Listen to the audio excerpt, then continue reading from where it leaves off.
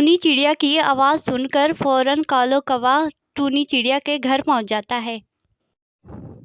इधर मानो चिड़िया कालू कौवे के बाग में चली जाती है और सेब तोड़ने लगती है। क्या हुआ टूनी चिड़िया, कोई मुसीबत आ गई है क्या आपके घर? मुझे क्यों बुलाया?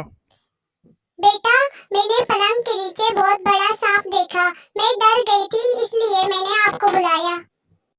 डरिए मत टूनी चिड़िया, मैं अभी सांप को बाहर निकालता हूँ। कालू कौवा सांप को इधर उधर देखने लग जाता है।